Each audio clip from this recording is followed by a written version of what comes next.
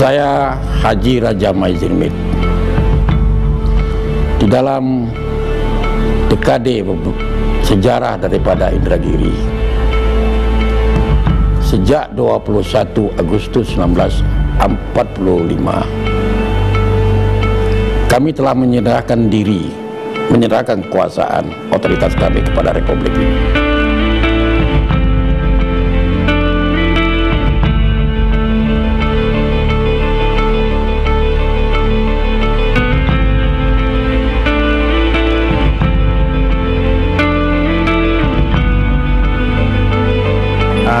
Indragiri memang tersebar termasuk kerajaan yang tua, tapi sayang sekali peninggalan-peninggalan yang dilihat secara langsung itu tidak banyak sebenarnya. Pertama, kerajaan yang aslinya itu kabarnya sudah tergerus arus sungai abrasi oleh Sungai Indragiri. Kemudian untuk mempertahankannya dibuat replika di Danau Raja itu sendiri.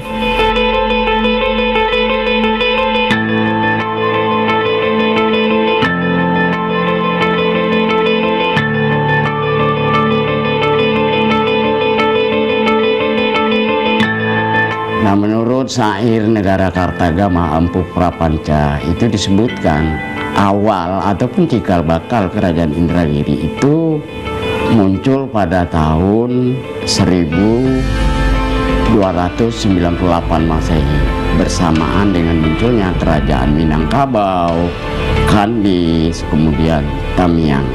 Datuk Bendahara atau ahli bendahara yang mewakili Sultan Mahmud Shah yang ke-25. Dari itu kerajaan Indragiri sampai sekarang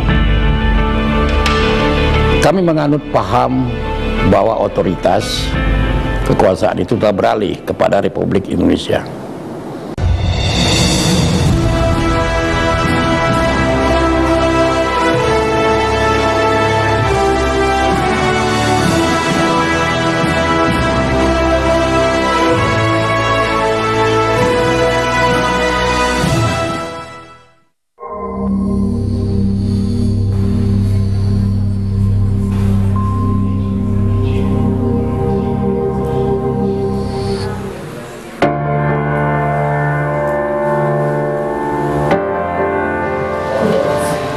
Pemirsa, Kerajaan Indragiri yang pernah berjaya merupakan salah satu pusat peradaban di Nusantara yang menyimpan kekayaan adat, budaya, dan tradisi yang hingga kini menjadi bagian tak terpisahkan dari identitas masyarakat Riau, khususnya Indragiri Hulu. Untuk itu, pentingnya menapak tilas kembali Kesultanan Indragiri, mencari tahu, memahami, dan merasakan kembali kejayaannya.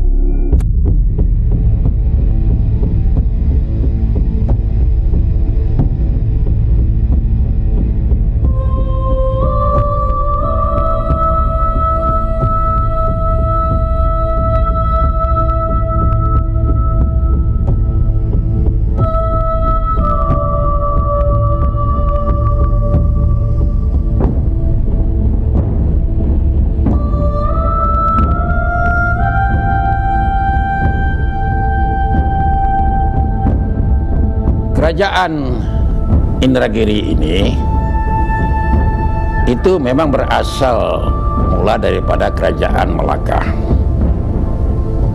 yaitu Raja Merlang I. Raja Merlang I sampai kepada Narasingha I itu masih berkedudukan di Melaka untuk menangani segala sesuatunya yang berkepentingan daripada jalannya kerajaan di Indragiri ini yang kedudukannya di Keritang itu dijalankan oleh seorang patih. Baru setelah itu pada abad ke-15 dari kerajaan Mojopahit ini dia meminang salah satu putri kerajaan Melaka. Dan karena kerajaan Indragiri ini pada saat itu ya di bawah kekuasaan kerajaan Mojopahit yang telah mengalahkan kerajaan Narasinga. Untuk memberi upeti daripada kerajaan Melaka ini, diserahkanlah Indragiri ini kepada kerajaan Melaka. Kerajaan Melaka mengirim yang namanya Narasinga II. Itu yang bertata di Pekantua. Itu.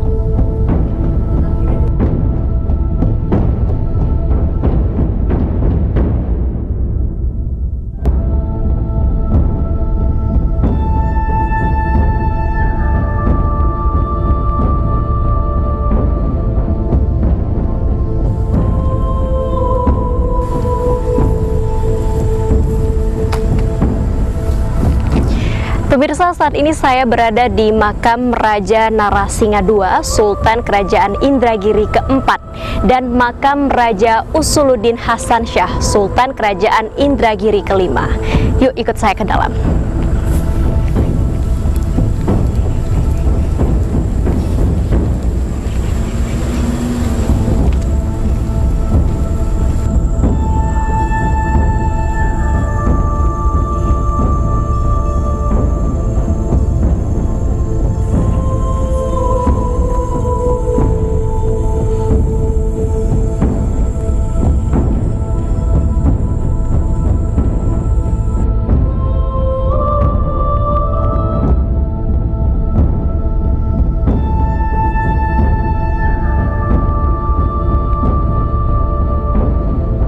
Setelah di Pekantua, kerajaan ini, pusat kerajaan ini ada beberapa kali berpindah-pindah, yaitu di daerah Japura, di daerah Pekantua, untuk melakukan pengembangan, untuk memindahkan pusat pemerintahan kerajaan Indragiri Pekantua itu ke sebuah tempat yang dianggap aman dan nyaman. Nah, alasan kenapa dipindahkan, karena Pekantua yang tadinya diharapkan terdapat suasana aman, nyaman, gemarifah, lojenawi, namun atas gangguan bajak laut dari muara, akhirnya Narasinga II mengambil kesimpulan untuk memindahkan pusat pemerintahan kerajaan Indragiri. Sekitar tahun 1508, Narasinga II berbondong-bondong, beramai-ramai memindahkan pusat pemerintahan itu menuju suatu tempat yang memiliki dataran tinggi, dikelilingi oleh danau, sungai, dan rawa. Nah, tempat ini dijadikan pusat pemerintahan ketika itu belum memiliki nama. Jadi oleh rombongan Narasinga II itu, tempat itu diberi nama Negeri Menduyan, sehingga menjadi pusat pemerintahan kerajaannya bernama Kerajaan Negeri Menduyan. Dan nama Menduyan sampai hari ini dipakai untuk sebuah nama destinasi objek wisata danau yang disebut dengan Danau Menduyan. Dan terakhir dia bertatah di Kota Rengat, tempat sekarang ini. Lamanya sampai kepada Republik Indonesia ini diproklamasikan.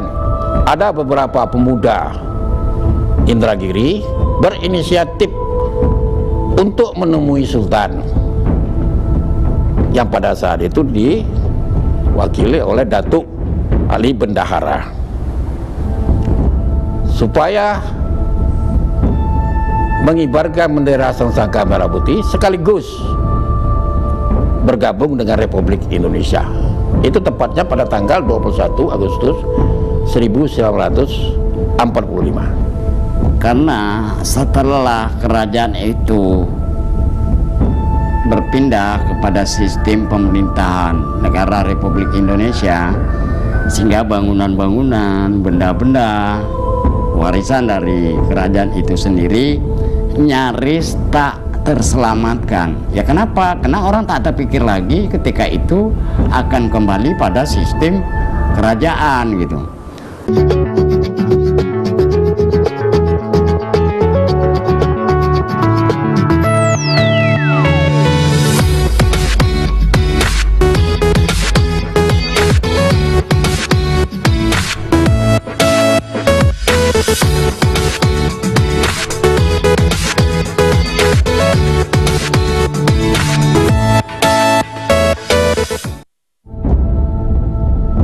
Ya begini, pemerintah ini itu pada umumnya kan, pada khususnya mungkin tadi akan bertanya pemangku kekuasaan. Ya, pemangku kekuasaan ini tinggal lagi attitude-nya, kemauannya. Kalau dulunya waktu katakanlah di sana ada bupatinya Pak Tan Siraman ya, ini kan orang kerajaan. Yang membangun replika itu sebenarnya istana itu sudah tak ada, sudah habis oleh erosi sungai. Dibangunlah oleh Pak Tan Siraman tadi replikanya yang ada sekarang. Kebetulan beliau pemangku kekuasaan di sana, katakanlah menjabat sebagai bupati di sana, gitu beberapa periode. Nah ini kan artinya kemauan, attitude. Tapi setelah itu tak usah kan membangun, memelihara yang dibuat itu pun tidak terpelihara sampai sekarang replika itu. Mungkin nanti bisa melihat ya betapa mau robohnya replika itu. Indragiri sebetulnya tidak minim dengan fakta-fakta sejarah, cuman masih perlu didukung oleh sumber daya manusia ya. Indragiri sendiri, Indragiri Hulu saat ini baru melakukan sebatas kajian tentang penetapan cagar budayanya yang menjadi bukti daripada sejarah kerajaan Indragiri. Kami ada beberapa tahap. Pertama kami adalah melakukan pendaftaran identitas berbagai macam situs kebudayaan, kemudian kami memelihara, kemudian melestarikan. Ada juga tahap berikutnya adalah pemanfaatan sekarang itu. Jadi bukan hanya dipajang begitu saja, jadi ada nilai manfaatnya, ada nilai ekonomisnya yang bisa dapat dari itu. Umpamanya rumah tinggi sekarang itu. Rumah tinggi itu sebutan yang lazim oleh masyarakat karena dia terdiri dari 2 lantai. Rumahnya berpanggung lebih tinggi dari tanah, jadi disebut rumah tinggi.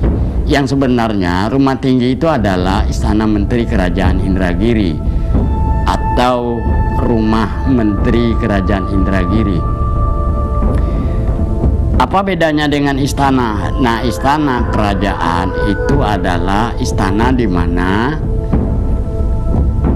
bangunan tersebut ditempati oleh sultan. Nah, istana menteri tentu ditempati oleh menteri kerajaan atau kesultanan Indragiri. Ada peninggalan-peninggalan di dalamnya, walaupun tidak begitu banyak, tapi ada. Kayak gong, kayak meriam. Kita berusaha setiap kali kesempatan, termasuk kesempatan ini saya menghimbau daripada anak keponakan saudara-saudara kami gitu, kalau ada aset-aset kerajaan ya, yang berupa katakanlah benda-benda sejarah, benda-benda yang mungkin tidak berapa berharga kalau dipegang oleh pribadi-pribadi, tapi kalau ini dipegang, kita bawakan ke dalam suatu museum, dia sangat bermanfaat. bisa pendatang melihat, lain bisa bercerita, lain sebagainya. Tolong ini dikembalikan.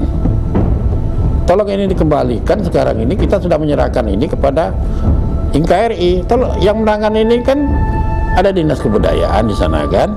Tolong kembalikan itu. Inhu ini kerajaan Indragiri memang tersebar termasuk kerajaan yang tua. Tapi sayang sekali peninggalan-peninggalan yang dilihat secara langsung itu tidak banyak sebenarnya. Pertama, kerajaan yang aslinya itu kabarnya sudah tergerus arus sungai abrasi oleh Sungai Indragiri. Kemudian untuk mempertahankannya dibuat replika. Ya maka itu kita berpikir begini ya, Sultan, Presiden itu adalah jabatan kekuasaan, ya. Sekarang kan tidak ada lagi orang panggil Sultan gitu. Kita Sultan, Presiden itu jabatan otoritas. Kalau otoritas sudah diserahkan, katalah otoritas kerajaan itu sudah diserahkan kepada Republik kita yang kita cinta ini, tentu sultannya sudah tidak ada lagi kan. Yang ada berarti kita menjaga kelestarian daripada adat istiadat, ya, dan kebiasaan daripada masyarakat peninggalan kerajaan ini, memelihara situs-situs yang ada, ya. Itu adalah tanggung jawab daripada ahli waris sultan-sultan ini, gitu. Kita ini. Itu namanya adalah heritage. Nah, kita berada di situ sekarang. Di mana? Bisa disebutkan? Di Kota Rengat. Jadi kalau ada orang sekarang, kami tidak mencampuri, tidak masuk ke wilayah raja-raja, sultan-sultan lain, karena saya adalah salah satu anggota juga dari forum, ya, daripada persaudaraan Sultan Nusantara, Raja-Raja Keraton Nusantara, PSKN, ya.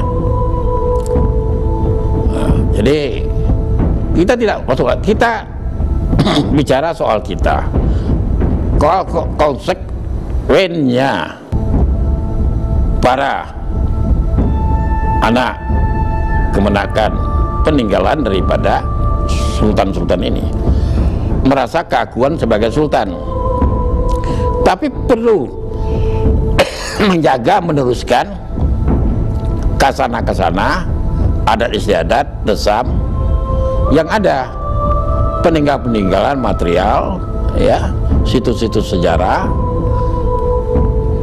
benda dan tak benda harus kita jaga. Untuk menjaga ini siapa? Maka itu kita mendirikan organisasi Persebatian Kekerabatan Resam Kerajaan Negeri. PKRKI adalah Persebatian Resam Kekerabatan Kerajaan Indragiri, di mana sebagai wadah berkumpulnya keluarga atau juga keturunan dari Kerajaan Indragiri. Nah, itu dibentuk pada tahun 2019, di mana di situ dijelaskan bahwa kita sebagai keturunan dari keluarga besar Kerajaan Indragiri ini perlu juga untuk menjaga dan juga melestarikan adat istiadat dan juga warisan yang ada di Indragiri. Dibentuknya pada tahun 2019 karena pada saat itu kita merasa bahwa perlu adanya suatu perkumpulan dan juga silaturahmi yang erat di antara keluarga dan juga untuk juga turut memberikan masukan kepada pemerintah daerah, berguna untuk memberikan penjelasan kepada terutama juga generasi muda sekarang ini bahwa kita ada. Itu dulu bahwa anak-anak muda mengenal bahwa di Indragiri itu, Indragiri Hulu, ada kesultanan, ada kerajaan. Insya Allah 2025 ini kami akan kejar ini dengan beberapa tim. Wadahnya kami sudah siapkan etalase. Kalau ke Kota Lama, ke Rumah Tinggi nanti etalase boleh dilihat itu baru-baru semua, tapi isinya belum ada. Maksudnya yang lemari yang lama ada isinya, tapi etalase itulah kami rencana, kami mau data, kemudian mau kalau ada yang mau menyerahkan syukur, kalau tidak kami rencana membuat replikanya. Seperti kami foto, kemudian akan kami buat replikanya untuk mengingatkan. Nah, inilah salah satu peninggalan daripada kerajaan Indragiri itu sendiri. Ya, harapan kami tentu saja kerajaan Indragiri itu tetap eksis di pikiran anak-anak, kemudian sebagai wujudnya yaitu ada peninggalan-peninggalannya. Karena peninggalan sekarang itu berupa benda-benda, payung, itu beberapa banyaklah namanya kerajaan kan. Itu benda-bendanya itu kan banyak sebenarnya. Seperti kita tahu di kerajaan Siak itu mungkin bisa melebihi lah gitu. Karena kerajaan Indragiri itu kabarnya sampai 800 tahun. Dan saja 800 tahun itu Siak itu dengannya 200 tahun kan begitu kan, jadi 4 kali lipat. 4 kali lipat itu kalau dilogikakan berarti kan barang-barangnya juga jauh lebih banyak kan begitu. Cuma kami sedihnya itu di mana barang-barang itu sekarang. Ya kan? Nah, jadi barang-barang itu tuh kalau memang iya itu kan kami usahakan seperti itu. Tentu saja ini sangat bermanfaat nanti kan